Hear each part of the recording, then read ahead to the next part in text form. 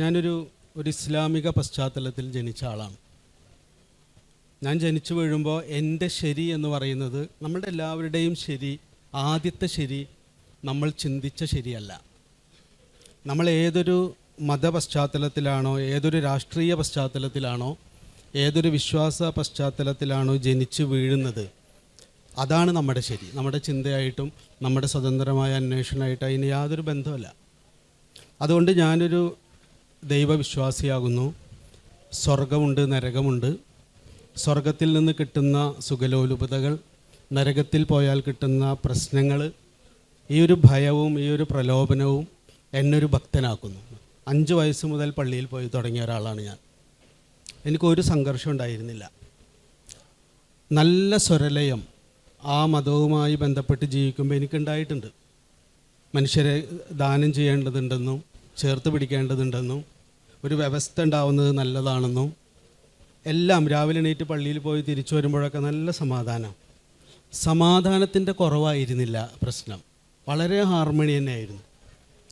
പക്ഷേ കുറച്ച് കഴിഞ്ഞപ്പോൾ ഞാൻ ചിന്തിക്കുക എന്ന് പറയുന്നത് ഈ സ്വരലയത്തിലൊരു ഹിംസ ഉണ്ടെന്ന് എനിക്കറിയില്ലായിരുന്നു.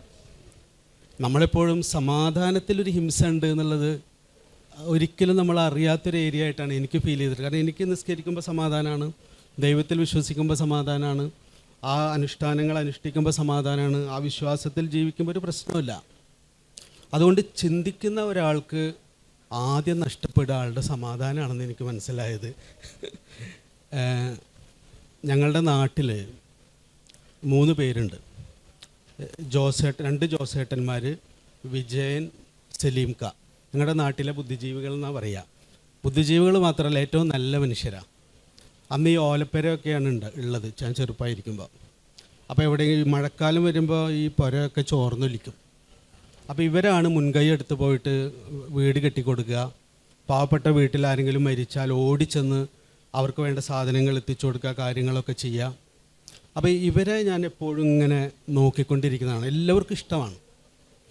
അപ്പോൾ മദ്രസയിലെ മുസ്ലിയാർ ഒരിക്കൽ വീട്ടിൽ ഭക്ഷണം കഴിക്കാൻ വന്നപ്പോൾ ഞാൻ മുസ്ലിയാരോട് ചോദിച്ചു, മുയിലേരെ, ഈ ജോസേട്ടനും വിജയേട്ടനും സലീംക്കൊക്കെ ഇവർ പള്ളിയിൽ പോകുന്നില്ല, അമ്പലത്തിൽ പോകുന്നില്ല, ചർച്ചിൽ പോകുന്നില്ല, ദൈവത്തെക്കുറിച്ചൊന്നും സംസാരിക്കുന്നില്ല. പക്ഷെ നമ്മുടെ നാട്ടിലെ ഏറ്റവും നല്ല മനുഷ്യരവരാ. അപ്പോൾ ഇവർ സ്വർഗത്തിൽ പോവോ? വളരെ സത്യസന്ധമായ ഒരു 14 വയസ്സുള്ള ഒരാളുടെ ചോദ്യമാണ്.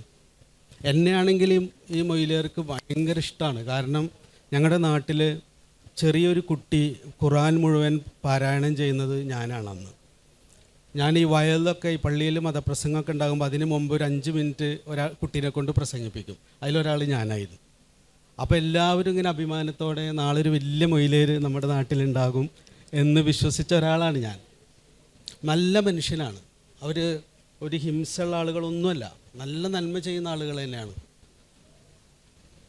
അപ്പോൾ മൊയിലേര് പറഞ്ഞു, ജോസേട്ടനും സലീമും വിജയനൊക്കെ വളരെ നല്ലവരാണ്, അതിലൊരു സംശയമില്ല. പക്ഷേ അവർ ഏകദൈവത്തിൽ വിശ്വസിക്കാത്തത് കൊണ്ടും മുഹമ്മദ് നബി അന്ത്യപ്രവാചകനാണെന്ന് വിശ്വസിക്കാത്തത് കൊണ്ടും എന്ത് ചെയ്യാനാ, നരകത്തിലേ പോകും. അതിലെനിക്കും വിഷമമുണ്ട്.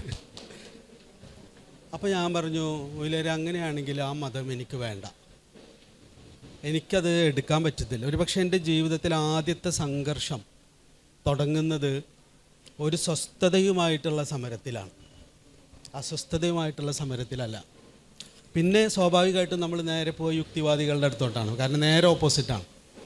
പിന്നെ ഞാൻ കണ്ടുമുട്ടുന്നത് യുക്തിവാദികളുടെ ലോകത്ത്. അവിടെ ചെല്ലുമ്പോൾ ഏറ്റവും കൂടുതൽ സംസാരിക്കുന്നത് ദൈവത്തെക്കുറിച്ചാണ്.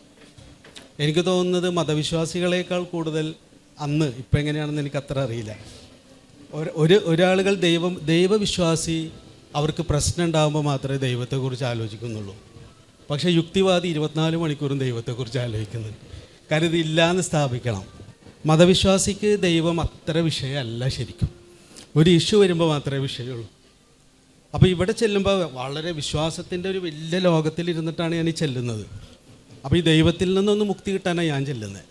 പക്ഷെ അവിടെ ഇതില്ല എന്ന് സ്ഥാപിക്കുകയും ദൈവവിശ്വാസികളെ ശത്രുപക്ഷത്ത് നിർത്തിയിട്ടുള്ള വർത്തമാനമല്ലാതെ ജീവിതത്തെ മൂല്യവത്താക്കുന്ന ഒന്നും അവിടുന്ന് കിട്ടുന്നില്ല. അപ്പം ഞാൻ ഈ മതത്തിൻ്റെ പശ്ചാത്തലത്തിൽ ജീവിച്ചിരുമ്പോൾ കിട്ടിയിരുന്ന വാല്യൂ പോലും എൻ്റെ നനവൊക്കെ പോകാൻ തുടങ്ങി. ഇപ്പം ഉമ്മ പറയും, മോനെ വീട്ടിലാരെങ്കിലും ആവശ്യക്കാർ വന്നാൽ നമ്മുടെ ഉള്ളിൽ വെച്ചു കൊടുക്കണമെന്ന് പ്രവാചകൻ പറഞ്ഞിട്ടുണ്ട് എന്ന് പറഞ്ഞ് ഉമ്മയുടെ ഒരു നാഴി അരിയെടുത്ത് മുറത്തിലിട്ട് വീട്ടിലെ യാചകർ വന്നു കഴിഞ്ഞാൽ ചെറിയ കുട്ടികളായിരിക്കുന്ന ഞങ്ങളെ അതിൻ്റെ സൈഡ് പിടിപ്പിച്ച് അവരുടെ തുണിയുടെ അറ്റത്തേക്ക് ഇട്ട് കുടിപ്പിക്കും. ഇത് ഉമ്മ ചെയ്യിപ്പിക്കുന്നത് ഉമ്മ വിശ്വസിക്കുന്ന പ്രവാചകനിൽ നിന്ന് കിട്ടിയ ഒരു പാഠമാണ്. അത് ഒക്കെ എൻ്റെ ഉള്ളിൽ നിന്ന് പോകാൻ തുടങ്ങി. പക്ഷേ എനിക്ക് ആ റിലീജിയൻ്റെ അടിസ്ഥാനപരമായ വിശ്വാസം എനിക്ക് വേണ്ട, അത് പോയി. പക്ഷെ ഇവിടെ ചെല്ലുമ്പോൾ മനുഷ്യത്വത്തിൻ്റെ ഒരു നനവാർന്ന സ്പർശങ്ങൾ, ഇത് പേഴ്സണലായിട്ടാണ് കേട്ടോ, യുക്തിവാദികൾ അങ്ങനെയാണെന്നല്ല ഞാൻ പറയുന്നത്, എൻ്റെ അനുഭവം മാത്രമാണ് പറയുന്നത്. ഞങ്ങളുടെ നാട്ടിലുള്ളവർ അങ്ങനെ അവിടുന്ന് വിട്ടു, അതും മതിയായി. എനിക്ക് എൻ്റെ ഉള്ളിൽ ഞാൻ വളരെ ചേർത്ത് പിടിക്കണമെന്ന് ആഗ്രഹിക്കുന്ന ഒരു നനവ് വറ്റാൻ തുടങ്ങിയപ്പോൾ അവിടുന്ന് വിട്ടു.